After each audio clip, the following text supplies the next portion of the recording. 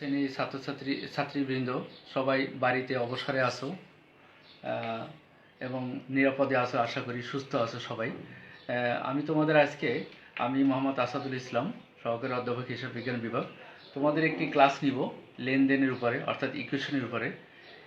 এই ইকুয়েশনটা কি? ইকুয়েশন অর্থাৎ হলো এ ইজ ইকুয়াল টু ও এল প্লাস ও ই, অর্থাৎ এ বলতে অ্যাসেট বোঝায়, এল বলতে লাইবিলিটি বোঝায়, ও বলতে ওনার সিকিউরিটি বোঝায়। এ বলতে asset, A double S E T মানি সম্পদ, আর এল বলতে লাইবিলিটি, লাইবিলিটি মানি অর্থাৎ দায়, আর ওনার সিকিউরিটি অর্থাৎ মালিকানার সত্ত্ব, মালিকানা সত্ত্ব, মালিকানার সত্ত্ব। এই ইকুয়েশন কথার অর্থ অর্থাৎ মিলকরণ, দুই পাশ মিলে যাবে, অ্যাসেট এবং এল প্লাস ওই মিলে যাবে। অর্থাৎ আমরা যখন left hand side, left hand side অর্থাৎ left hand side is equal to right hand side অঙ্ক আমরা নিশ্চয়ই শিখছি নিচের ক্লাসে, এটাও ঠিক সেরকমই। লেফট হ্যান্ড সাইড এবং right hand side, left hand side যদি 1 টাকা হয়, রাইট হ্যান্ড সাইড তাহলে 1 টাকা হবে, তাহলে এটা কি বলা হয়? মিলকরণ। অর্থাৎ এইভাবে আমরা ইকুয়েশনটা ঠিক সেভাবেই করব। অর্থাৎ এটা কিভাবে হয়, এখন দেখো এই অ্যাসেট এবং লাইবিলিটি কীভাবে সৃষ্টি হয় আমরা আগে থেকে একটু জেনে নেই অঙ্ক করার আগে। ধরো এটা একটা মালিকানার সত্ত্ব, এই মালিকানার সত্ত্ব কীভাবে সৃষ্টি হয়? দুইভাবে আসে। অর্থাৎ মালিক যদি নিজে কোনো মূলধন, মালিক যদি মূলধন নিয়ে আসে, অর্থাৎ সে আনাটা তার নগদ হতে পারে অথবা পণ্যের মাধ্যমে হতে পারে। আরেকটা হলো দায়ের মাধ্যমে। দায় কিভাবে হয়? অর্থাৎ মালিক যেটা কারবারে দেয় সেটা মালিক একটা দাবি করে যে কারবারের কাছে সে এটা পাবে। এবং এই মূলধন বা কীভাবে কমে? মূলধন কমে কিভাবে? অর্থাৎ কোনো খরচের দ্বারা। মালিক যদি উত্তোলন যদি করে তাহলে মূলধন কমে আসে, এবং কোনো ব্যয় যদি সৃষ্টি হয় কারবারে তাহলে মূলধনও কমে আসে। এখন দেখো আমরা একটা অঙ্কের মাধ্যমে বলতে পারবো যে কিভাবে এটা দুই পাশ আমার মালিকানা এ ইজ ইকুয়াল টু ওল প্লাস ই মিলে যাবে। আমরা অঙ্কটা করি। এখানে আমি একটা অঙ্ক তোমাদেরকে দেখালাম। দেখো এখানে একটু অঙ্ক আছে। মিস্টার আশিক একটি ব্যবসা প্রতিষ্ঠানে স্বত্বাধিকারী। 2010 সালের জানুয়ারি মাসে তার ব্যবসা প্রতিষ্ঠানের নিম্নোক্ত ঘটনা সংঘটিত হয়েছে। প্রথম ঘটনা কি? মিস্টার আশিক নগদ 70,000 টাকা মূলধন নিয়ে ব্যবসা আরম্ভ করেন। অর্থাৎ মালিক প্রথমে দেখো কারবারে নিয়ে আসছে। অর্থাৎ দেখো ধরো এই একটা কারবার, আর এটা হলো মালিক। এই মালিক একে 50,000 টাকা দিল। তাহলে মালিক দিল কারবারে 50,000 টাকা। মালিকের একদিকে সম্পদ বাড়লো, আরেকদিকে আবার দায় বাড়লো। তাইলে সম্পদে 50,000 টাকা, দায়ে 50,000 টাকা। তার মানে কি দুই পাশে আমার মিলে গেল। এইভাবে পূর্ণাঙ্গ সমস্ত লেনদেনগুলোর ঘটনা ঘটবে, সেই সমস্ত লেনদেন মাসের শেষে আমরা দেখতে পাবো যে কিভাবে আমরা অর্থাৎ মালিকানা সত্ত্ব এবং এই যেগুলো এল প্লাস ই মিলে যায়। আমরা একটা চার্টের মাধ্যমে প্রথমে দেখো আমরা এই পাশে দেখো কিভাবে করব। এই দেখো একটা অঙ্ক আমাদের, এইটা হলো, এই পাশটা হলো আমার দায়, অর্থাৎ দায় প্লাস মালিকানা সত্ত্ব, অর্থাৎ এখানে লিখবো আমরা পাওনাদার, এখানে পদবিল, আর এখানে মালিকানার সত্ত্ব অর্থাৎ মূলধন। আচ্ছা, আর এ পাশে দেখো আমার কি কি হতে পারে। এটা একটা তারিখ, এখানে এটা তারিখ, এটা নগদ লিখে নিয়ে আমরা যে কটা ঘর, এই পাশে আমরা সাধারণত 6টা ঘর করব কম্পালসারি, এই পাশে আমরা 3টা করব। 6টার ভিতরে আমরা 6টাই ব্যবহার নাও করতে পারি, যে কটা ব্যবহার করবো সেই কটা থাকবে, ব্যবহার করবো, বাকিগুলো ফাঁকা থাকলে আমাদের কোনো অঙ্কে অসুবিধা নেই। যদি আমরা অঙ্ক দেখে না বুঝতে পারি যে আমরা কয়টা ঘর করব, তখন আমাদের একটা নির্দিষ্ট সীমানা আছে যে 6টা ঘর করে নেব, আর এ পাশে 3টা ঘর করে নেব নগদ। আর এখানে হলো দেখো প্রাপ্য বিল। এরকম এই নগদ এবং প্রাপ্য বিল, এই দুইটা আমরা কম্পালসারি সবসময় অঙ্কের ভিতরে আসবি। দায়ের পাশে এই 3টা সবসময় আসবেই। তো নগদ আর প্রাপ্য বিলটা লিখে আমরা অঙ্কটা করা শুরু করব। পরবর্তীতে যে ঘরগুলো আমাদের দরকার হবে সেগুলো আমরা নিয়ে নেব। তাহলে প্রথমে দেখো এখানে 2010 সালের এখানে জানুয়ারির 1 তারিখে মালিক মূলধন নিয়ে আসে কারবারে কত হাজার টাকা? 70,000 টাকা। তাহলে মালিক যদি 70,000 টাকা মূলধন নিয়ে আসে, এই টাকাটা কীভাবে সে নিয়ে আসছে? কোনো ঋণের মাধ্যমে আনে নাই, কোনো পণ্যের মাধ্যমে আনে নাই, অঙ্কের ভিতরে সেভাবে কোনো কিছু উল্লেখ করে নাই, মূলধন নিয়ে আসছে, নগদ কথা বলা আছে। তাহলে অবশ্যই নগদ 70,000 টাকা সে কারবারে নিয়ে আসছে। তাহলে দেখো নগদও তার 70,000 টাকা হয়ে গেল সম্পদ, এখানে সম্পদের সৃষ্টি হয়ে গেল 70,000 টাকা, দায়ও সৃষ্টি হয়ে গেল, মালিকানা সত্ত্বের সৃষ্টি হয়ে গেল 70,000 টাকা। আমরা এইভাবে এই 70,000 টাকা আমরা জের আকারে নামাবো, অর্থাৎ ব্যালেন্স যেটাকে বলে থাকি আমরা সহজ ভাষায় ব্যালেন্স। আচ্ছা, এর পরবর্তী তারিখ কোনটা? দেখো এটার 2 তারিখ, জানুয়ারি 2 তারিখে কি ব্যাংকে একটি হিসাব খোলা হলো 3,000 টাকা দিয়ে।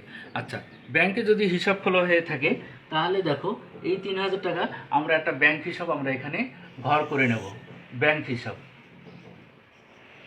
এই 3,000 টাকা দেখো ব্যাংকের মাধ্যমে আমার কারবারে আসছে, ব্যাংকের সম্পদ আমার। আচ্ছা, ব্যাংকে যদি হিসাব 3,000 টাকা খোলা হয়ে থাকে, এই 3,000 টাকা আমরা কোথা থেকে নিছি? ব্যাংকে যখন হিসাব খুলতে গেছে মালিক, এই টাকা তো অবশ্যই তার নগদ যে টাকা ছিল, মালিক যে মূলধন নিয়ে আসছে সেখান থেকে 3,000 টাকা নিয়ে গেছে। তাহলে 3,000 টাকা তো আমার কী হবে? নগদ থেকে আমার মূলধনটা, নগদ থেকে টাকাটা কমে যাবে। এটাকে আবার এই তারিখের আবার আমরা জের নামাবো। এখানে 3,000 টাকা যদি কমে যায় তাহলে থাকে কত? 67,000 টাকা। এখানে 3,000 টাকায় জের নামবে, এখানে 70,000 টাকাই জের নামবে। এর পরবর্তী তারিখ কোনটা? আবার 3 তারিখ, জানুয়ারি 3 তারিখে মাল ক্রয় করা হলো 28,000 টাকা। মাল ক্রয় করা হয়েছে 28,000 টাকা। এখানে এই 28,000 টাকা মাল ক্রয়টা যে করছে, সে মাল ক্রয় করলে কি আমার টাকা নিশ্চয়ই চলে গেছে, নগদ টাকা চলে গেছে। কোন প্রতিষ্ঠানে কিংবা কোনো ব্যক্তির কাছ থেকে কিন্তু মালটা সে ক্রয় করে নেয়। যদি প্রতিষ্ঠান বা ব্যক্তির কথা বলা থাকতো, তখন যদি নগদ কথা উল্লেখ করা না থাকতো, তখন সে কি করত? আমরা ধরে নিতাম যে নগদ কথা উল্লেখ নাই, অবশ্যই বাকিতে ক্রয় করছে। এখানে মাল ক্রয়, শুধু মাল ক্রয়ের কথা বলা আছে, তা আমরা ধরে নেবো এটা নগদে ক্রয় করা হয়েছে। তো নগদে যদি আমার মাল ক্রয় করা হয়ে থাকে, তাহলে নগদ থেকে টাকা আমার 28,000 টাকা কমে যাবে। আচ্ছা, নগদ যখন কমে যাবে, কোনো ক্রয়টা কি এক ধরনের খরচ, অর্থাৎ একটা পণ্য ক্রয় করলে আমার টাকা কমে যায়, খরচ হয়। তাহলে টাকা যদি কমে যায় সেক্ষেত্রে আমার মূলধনও কমে যায়। তাহলে আমার দেখো এইটার আবার যে কীভাবে আমরা নামবো, এই 67,000 থেকে যদি 28,000 টাকা আমি কমাই তাহলে আমার আসবে কত? 39,000 টাকা। এখানে 39,000 টাকা, এই 3,000 টাকা যেমনি আছে তেমনিই হবে। আর এখানে তোমার আসবে যে কত? 42,000 টাকা। 42,000 টাকা আমার এখানে আসবে। আচ্ছা, এরপরে দেখো 3 তারিখের পরে 4 তারিখ, 4 তারিখে কি হয়েছে? মাল বিক্রয় করা হলো 29,000 টাকা। মাল বিক্রি করছে। আচ্ছা, মাল বিক্রয় থেকে একটা মুনাফা জাতীয় আয় আমার। মাল বিক্রি করলে কি আমার নগদ টাকা আসে, অর্থাৎ নগদ টাকা যদি আমার 29,000 টাকা আসে, তাহলে মাল বিক্রি করছে আমার, এখানে কিন্তু বাকির কথা উল্লেখ করা নাই। যদি বাকির কথা উল্লেখ করা না থাকে যে ধারে বিক্রয় করা হয়েছে, তাহলে আমরা নগদ ধরে নেব। কিংবা কোনো প্রতিষ্ঠান বা ব্যক্তির কাছ থেকে যদি ক্রয় করা হয়, সেক্ষেত্রে নগদ কথা যদি বলা না থাকে তাহলে বাকি ধরে নেব। তো এখানে সরাসরি বলা আছে মাল বিক্রয় করা হচ্ছে, অর্থাৎ মাল বিক্রি করা হয়েছে যেহেতু আমরা ধরে নেব এটা নগদে বিক্রি করা হয়েছে। সেক্ষেত্রে আমার 29,000 টাকা নগদ আবার আমার বেড়ে যাবে। নগদ টাকা যখনই বাড়বে তখনই আমার মূলধনটাও বেড়ে যাবে। দেখো তাহলে যদি বেড়ে গেল সেক্ষেত্রে আমরা কি করব? প্লাস করব। তাহলে দেখো 9 9 এখানে 18 আর 3 কত? 68,000 টাকা এখানে হয়ে গেল। এখানে কত? 3,000 টাকা। এখানে কত? 11 আর 3 71,000 টাকা এখানে এসে গেল। আচ্ছা, 4 তারিখ। এরপর আবার আসো ধরো 5 তারিখে। 5 তারিখে কী হয়েছে? শাকিলের নিকট নগদে মাল বিক্রি করা হলো 50,000 টাকা। দেখো শাকিলের নিকট যখন নগদে মাল, আমি একটু আগে পূর্বের যে 4 তারিখটা দেখো, সেখানে কিন্তু মাল বিক্রি করা গেল 29,000 টাকা, নগদ কথা বলা নাই। যেহেতু এখানে কোনো প্রতিষ্ঠান বা ব্যক্তির কথা বলা নাই, সেক্ষেত্রে আমরা এটা নগদ ধরে নিছি। কিন্তু এখানে দেখো শাকিলের কথা বলা আছে। শাকিলের কাছে যদি নগদ কথার উল্লেখ করা না থাকতো তাহলে আমরা বাকিতে ধরে নিতাম। কিন্তু এখানে নগদ কথা বলা আছে, তাহলে আমরা নগদ অবশ্যই শাকিলের কাছ থেকে নগদ বিক্রি করে টাকা পেয়েছি। তাহলে এই 50,000 টাকা আমার নগদ কারবারে চলে আসছে। যদি 50,000 টাকা নগদ কারবারে চলে আসে, সেক্ষেত্রে নগদ 50,000 টাকা বেড়ে গেল। আর নগদ টাকা বাড়া মানে মূলধনটা বেড়ে যাওয়া। সেক্ষেত্রে দেখো এই 50,000 টাকা মূলধনও বেড়ে গেল। তাহলে দেখো এখানে আমার এই 50,000 টাকা যদি বাড়ে তাহলে কত হইল? এখানে তোমার 1,18,000 টাকা, এখানে 3,000 টাকা, আর এখানে কত হইল? 1,21,000 টাকা। আচ্ছা, এরপরে দেখো এখানে দেখো এইখানটা আমরা আর একটু স্পষ্ট করে লিখি। এটা জায়গাটা যদি সংকীর্ণ হয়ে গেছিলো, তাহলে এখানে 8 আর কত? 6 5 11, 18,000 টাকা হয়েছে এখানে, 1,18,000 টাকা। আচ্ছা দেখো, তোমরা একটু খেয়াল রাখবা সবসময় আমার কথার দিকে। যন্ত্রপাতি ক্রয় করা হলো 2500 টাকা। এখানে দেখো 6 তারিখে যন্ত্রপাতি ক্রয় করা হয়েছে। যন্ত্রপাতি তাহলে আমার একটা এখানে ঘর হবে যন্ত্রপাতি। আমি আগেই বলছি যে 6টা ঘর আমরা করব, কিন্তু সেই 6টা ঘরের আমরা যদি 6টা ঘর করতে পারি অথবা 2টা করে এরপরে প্রয়োজন যেটা হবে সেটা সব একটা পর একটা করে তারপরে করে যেতে পারি। এখানে দেখো যন্ত্রপাতি ক্রয় করা হয়েছে কত, 2500 টাকা। তো যদি 2500 টাকার যন্ত্রপাতি ক্রয় করে থাকি, অবশ্যই যন্ত্রপাতির নগদে না বাকিতে তা উল্লেখ করা নাই। যদি নগদের বাকিতে উল্লেখ করে না থাকে, যদি প্রতিষ্ঠানের কথা কোনো বলা নাই, সরাসরি একটা পণ্য ক্রয় করার কথা বলা আছে, তখন সেটা আমরা নগদই ধরে নেব। তাহলে দেখো যন্ত্রপাতি আমার কত টাকা, 2500 টাকা আমি ক্রয় করলাম। তাহলে 2500 টাকা ক্রয় করলে অবশ্যই 2500 টাকা আমার নগদ টাকা চলে গেছে। তাহলে দেখো এখানে আমার একদিকে সম্পদ বেড়ে গেল, আরেকদিকে নগদ একটা সম্পদ কমে গেল। তাহলে দেখো এটা যদি 2500 টাকা কমে যায়, তাহলে 2500 টাকা আমরা ব্র্যাকেট দেবো। তার মানে অ্যাকাউন্টিংয়ের ভাষায় ব্র্যাকেটটাকে মনে হয় মাইনাস, অর্থাৎ বিয়োগ সঙ্গে বোঝায়। এখানে দেখো এই 2500 টাকা আমার লিখলাম এখানে 3000 টাকা, আর এখানে যখন 2500 টাকা কমে যাবে তখন 1,15,500 টাকা বোঝাবে নাকি, 1,15,500 টাকা হবে। আচ্ছা, আর এখানে যা আছে এই 1,21,000 টাকা এমনি আমার চলে আসবে। আচ্ছা, এরপরে দেখো আর এর পরবর্তীতে তারিখ কোনটা, 7 তারিখ। 7 তারিখে, এটা 6 তারিখে গেল। 7 তারিখে দেখো 10% সরকারি ট্রেজারি নোটের বিনিয়োগ 10,000 টাকা। ট্রেজারি নোট একটা ধরনের বিনিয়োগ, অর্থাৎ আমরা শেয়ার বাজারে যখন বিনিয়োগ করি তখন সেটাকে বিনিয়োগ বলি। আর ট্রেজারি নোটটা সেরকম একটা নোট, অর্থাৎ একটা বিনিয়োগের মতো। আমরা বিনিয়োগের 10% মানে এখানে 10% সুদ। আমাকে সুদটাকে উল্লেখ করতে হবে না, শুধু 10,000 টাকার লেনদেনই এখানে হয়েছে ওই মাসে, এই জন্য 10,000 টাকায় আমাকে দেখা যাবে। বিনিয়োগ করলে আমার 10,000 টাকা বিনিয়োগ করলে কি আসে দেখো, বিনিয়োগের আমার একটা এখানে একটা ঘর আবার আসবে বিনিয়োগ। তাহলে 10,000 টাকা যদি বিনিয়োগ করে থাকি, এই 10,000 টাকা আমার সম্পদ বেড়ে গেল। এই বিনিয়োগ করছি কোথা থেকে, মালিক ব্যক্তিগতভাবে কিন্তু বিনিয়োগটা করে নাই, বিনিয়োগটা কিন্তু অবশ্যই কারবার থেকে। আশিক একজন কারবার ব্যবসায়িকের নাম এবং প্রতিষ্ঠানের সে মালিক, সে অবশ্যই তার প্রতিষ্ঠান থেকে 10,000 টাকা নিয়ে ট্রেজারি নোট ক্রয় করছে। তাহলে এই 10,000 টাকা আমার নগদ কারবার থেকে কমে গেছে। নগদ যদি কারবার থেকে 10,000 টাকা কমে যায়, সেক্ষেত্রে আমার এখানে থাকে কত, আর এখানে থাকে 1,05,500।